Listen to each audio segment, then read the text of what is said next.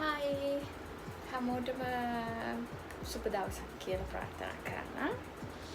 ඒ කියන්නේ මේ ගෙවෙන්න යන වෙලාව සුබ වෙන්න කියලා හැමෝටම කියනවා. දවස් දෙකකට විතර කලින් දාපු එක මම අයින් කරා ඒ වීඩියෝ එක.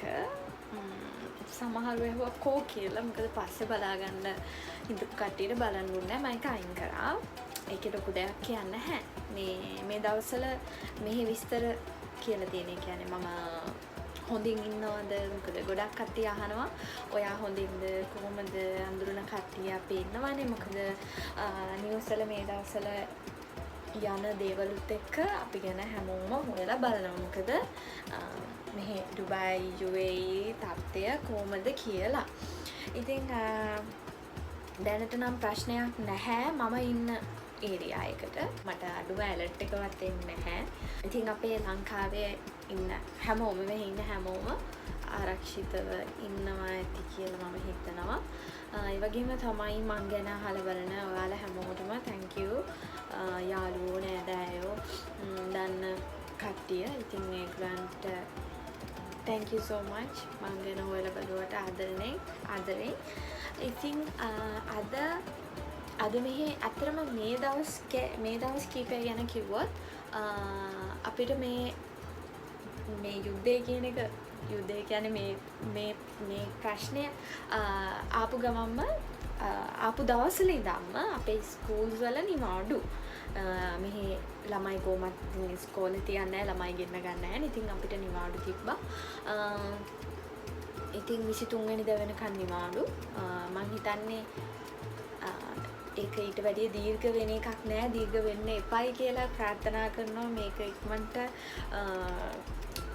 අපිට අර තිබ්බ පීස්ෆුල් කන්ට්‍රි එක අපිට ලැබෙන්න කියලා ප්‍රාර්ථනා කරනවා. ඉතින් ඒ නිසා 23න් පස්සේ ස්කූල්ස් පටන් ගනී කියලා හිතනවා.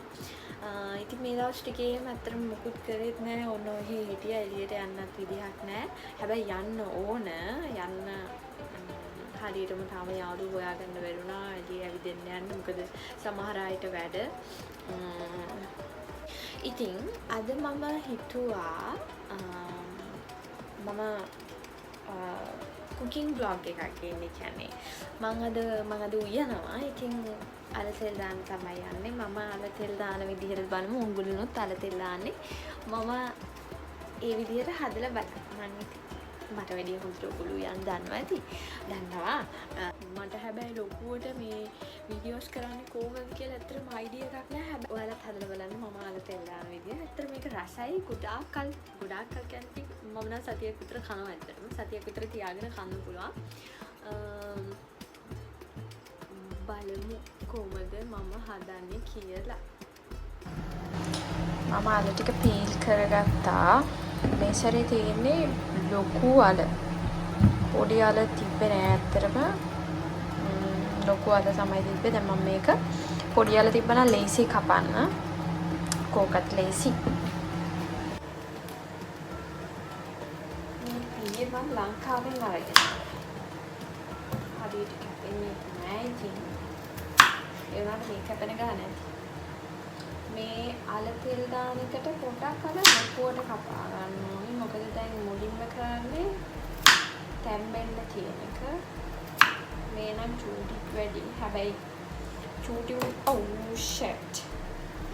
චූටි තරමට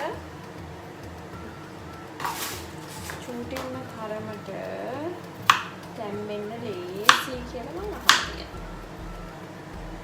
නෙමෙයි. ඔව්.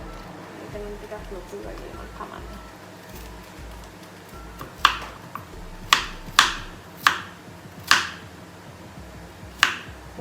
පොඩි අර සයිස් තිබ්බනම් මේ මෙච්චර ඕනේ නෑ හිතේ. එකම සයිස් එකට කපලා ගත්ත හැකි.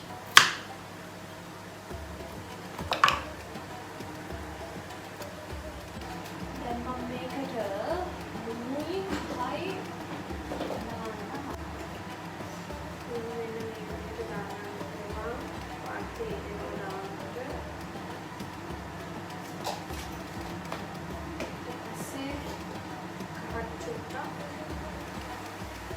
What I'm doing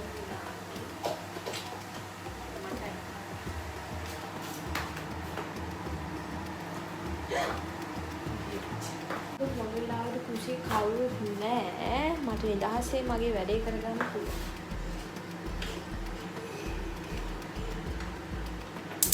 මේක තැම්බෙනකන් නිකන් ඉන්නවද? නෑ. ලුණු ටික හොඳට කපා ගන්න ඕන. ලුණු ටික කපාගෙන තියෙන්නේ. ඒක දැන් මම තෙලට දාන ලෑස්ති. අල ටික ගත්තා, පීල් කරගත්තා. සාමාන්‍ය පොඩි කෑලි වලට කපලා ලුණු දාලා, කහ දාලා ටිකක් තැම්බෙන්න තියන්න. දැන් අල ටික තැම්බිලා තියෙන්නේ. ගොඩාක් තම්බ ගන්න ඕනෙත් නැහැ. මේ මොකද නැත්තම් කැඩෙන්න බලනවා. දැන් හොඳට බැද ගන්න පුළුවන්. ඔයා පොඩක් ඔයාට තේරෙනවනේ මේක අපහු බදින නිසා ගොඩාක් තැම්බෙන්න නෙවෙයි සාමාන්‍ය ප්‍රමාණයට තම්බ ගන්න.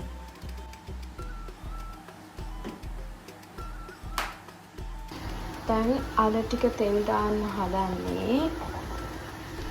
මට ඔක්කොම හොඳයි මේ අලත් එක්ක පොඩක් ගණ්ඩන මේ තෙල් එක්ක පොඩක් ගණ්ඩන කරලා මම බයයි. ඒක අපි හැමෝම එහෙම තමයි. කපාගත්තු ලුණු ටික ඔයා බැදගත්තානේ. අන්තිමේට මේ විදිහට අල ටිකක් බැදගෙන ඉවර වෙලා ලුණුයි අලයි ඔක්කොම එකට කවලම් කරන්න. තෙල් ටිකට කෑලි මිරිස් ටිකකුයි, තව කලපිංචා කොළ දෙක තුනකුයි, ඕනනම් ගම්මිරිස් ටිකකුයි, ලුණු ටිකකුයි, තව සීනි චුට්ටකුත් දාන්න. ඔයා කැමති විදිහට සැර දාගන්න. මම කිව්වොත් දෙපාරකට වගේ අල ටික බැද ගන්න ඕනේ. එහෙම එකපාර දාලා හරියන්නේ නැහැ. හැබැයි ඉතින් මට මේ ටික්මන්ට කරගන්න ඕන නිසා මම මේ වගේ එකපාර හාල් තියන්න හදන්නේ.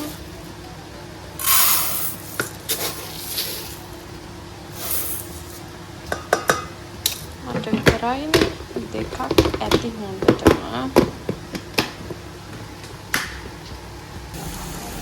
අද කරපිංචා නැහැ.